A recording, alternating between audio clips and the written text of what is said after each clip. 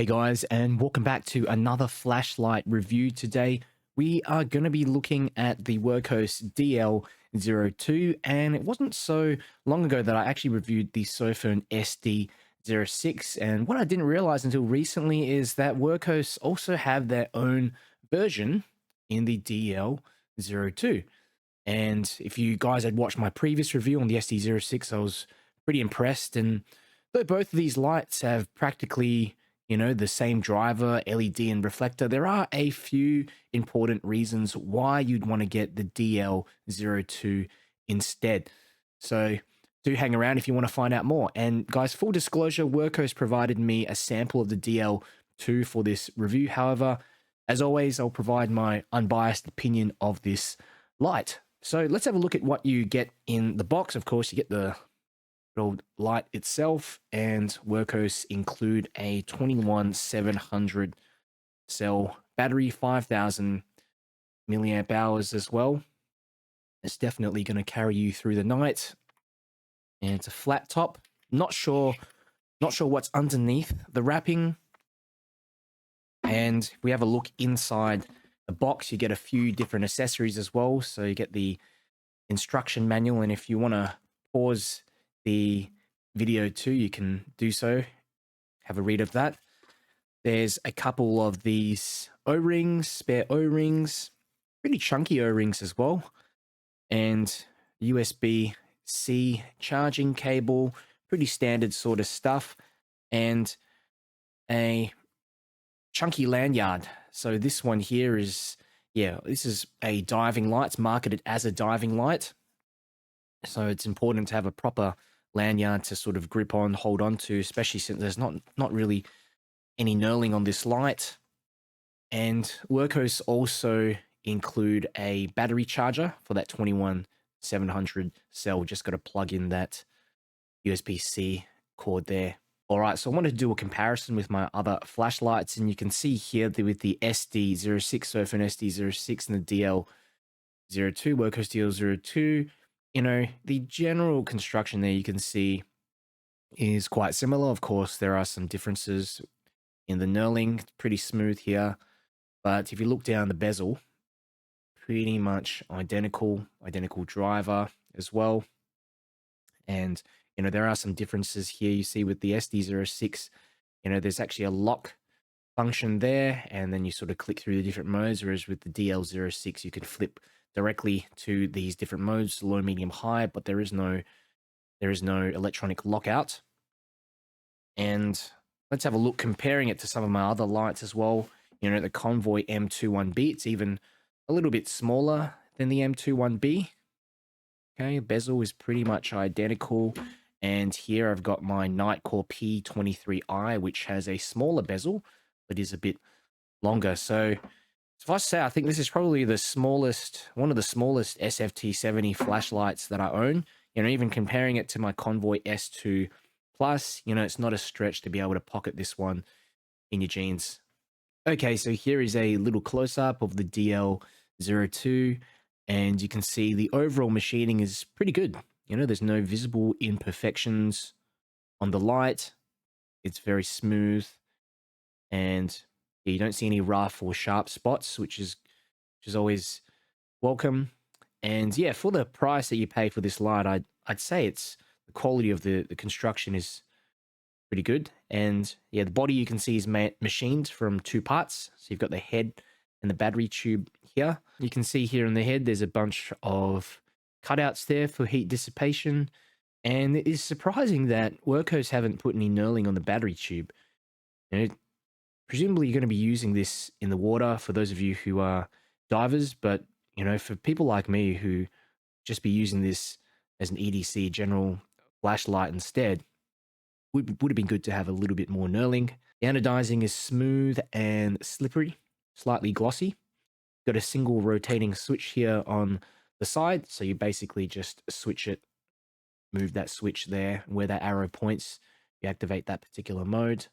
The great thing I like about the DL2 is that you've got a shortcut to the high mode, so 3000 lumens, which makes this great if you're using this light Moving over to the tail cap, you can see there's a single lanyard hole here, and the light does tail stand, but just barely. You've got to really balance it. So looking down the bezel here, you can see that SFT 70 there, paired with the smooth reflector, and it does come with a constant current boost driver as well, which I think is pretty rare with budget flashlights. And this is a great recipe, that smooth reflector SFT70 for a throwy light, especially a pocketable throwy long distance flashlight. The diameter of the head is also a bit larger than the battery tube, but it's still fine in your jeans pocket without any issues. Okay, so I'm just going to go through the UI, and basically it was how I demonstrated before. Essentially, move that button over to the left there, and you access that high mode, and then to the right you've got medium and then low. So, technically you could almost count that, that switch over there to the low mode almost as one step if you do it very quickly. There is a battery indicator here on the side of the light as well. So it goes from green to blinky red and doesn't seem to switch off. All right, so I ran a bunch of ceiling bounce tests, and you can see here on the high mode, get about 1 minute of runtime on high, and the output varies from 90 to 100% before it drops. And you can see it drops to about 60%, just below 60%, continues running until about the 7-minute mark, at which point it drops to just under 40%. Ran a second ceiling bounce test on the medium mode, and you can see it pretty much holds 100% all the way to the end of the test, which was at the 30-minute mark. Also ran a bunch of tests with my Opal Light Master Pro, and you can see here on the high mode, I got 497 meters of throw. So, half a kilometer, that is pretty impressive for a little light like this. CRR range from 67 to 71, so more on the lower end, but again, that SFT70 is designed for long distance spotting visibility, not for color recognition. And you can see here as well, the CCT is more on the cooler end, 6,000 to 6,600. It increases as you ramp up the flashlight to higher modes. The DL02 is a pretty impressive pocket thrower. I like that intense hotspot that you get with the SFT70, but at the same time, you get tons of spill. So for those people who are not a big fan of those CSL NM1, Osram W1, Osram W2 LEDs, this is a really good option. I think this would be perfect underwater if you're using it for diving or for long distance spotting. So some considerations you guys might want to be aware of. There is no electronic lockout. So yeah, like I mentioned, you can unscrew the head slightly, though you'd have to do this. Yeah, you'd have to do this every time you stick it in your pocket just to make sure that you don't activate that side switch accidentally. But, the good news is that, the side switch isn't definitely slack. You do have to put in a little bit of pressure to move that switch, but I'd unscrew the battery tube just to break the connection just in case. The second consideration is I wish this light had a hidden moonlight mode. I think the lowest mode is a bit too bright for me to use in the middle of the night. Still pretty good for walking, if you're doing bushwalks or if you're doing, walks in the park at night and stuff like that. But, I do understand this is, they try to simplify that UI a lot. You don't have onboard charging as well. So, pretty common with these diving lights in order to achieve that 100-meter water resistance. And yeah, slight annoyance, this battery indicator. I wish that it would just switch off after a little period of time. Not a huge deal, not a deal breaker though. And yeah, just remember, I guess, with all these considerations, this light is primarily marketed as a dive light. So even something like the battery indicator light, and the fact that it turns on all the time might be a good thing when you're in a diving scenario and you really need to make sure, you're up to date with the battery capacity. So yeah, most of these considerations do come from an EDC, normal flashlight user's perspective. So overall, the Workhorse DL02 is the perfect answer to Sofern's SD06. And, like I said, I wish it had some knurling on it because I use it as an EDC or general flashlight, but I really like that you get access to one step high, at highest mode there. That's something that I didn't see on the SD06. So you can use this light in a self-defense situation. And You know, like I said, I'm really surprised at how far this light throws, 500 meters, just given how small the bezel is too. Probably the smallest SFT70 flashlight that I own. And yeah, it still holds 3000 lumens for a minute. I think this is one of the best value SFT70 flashlights out there. And the fact that it comes with a boost driver just makes it so much more useful, lowers that heat, increases efficiency, and you get that constant output, constant regulated output when that light steps down. So if you're interested in getting one of these lights, go ahead and check the video description. Left a discount voucher and link to the Workhos Deal 02. If you have questions that I haven't covered already in this video, make sure you drop them down below in the comments and I'll get back to you. And if you enjoyed this video, do me a big favor, click the like button. It's one of the few ways that YouTube recommends my videos to other people. And yeah, if you want to see more flashlight reviews and keep up to date with the latest flashlight news, make sure you subscribe. Workhos DL02. So let's put it firstly on the lowest mode.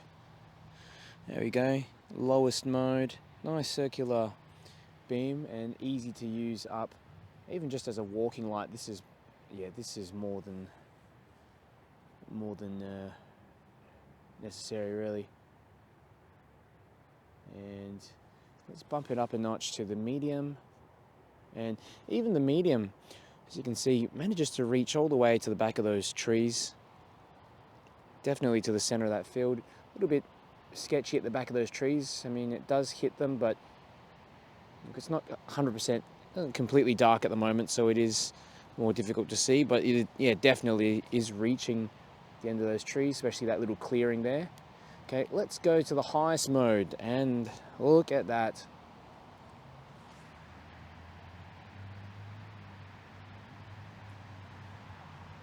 What a fantastic looking beam. And I really like how it covers such a large area, big hot spot. And you can see that spill pattern. Even the spill pattern is reaching the center of this field here, you know, which just shows how much light it's producing.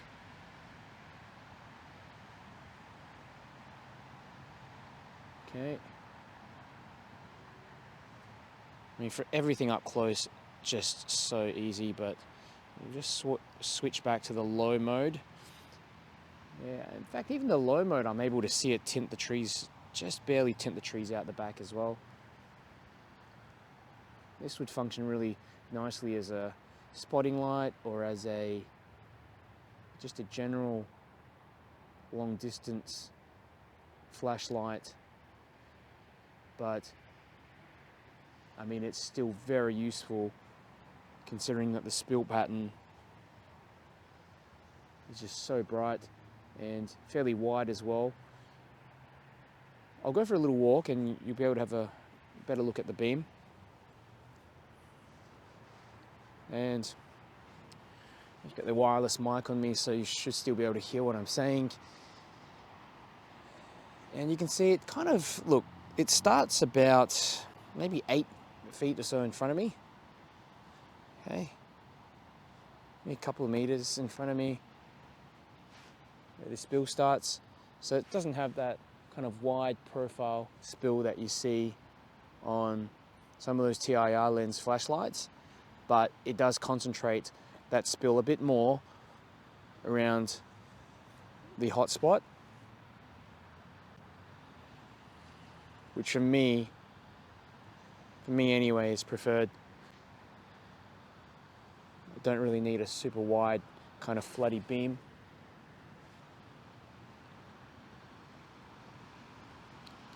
Low mode, medium and high.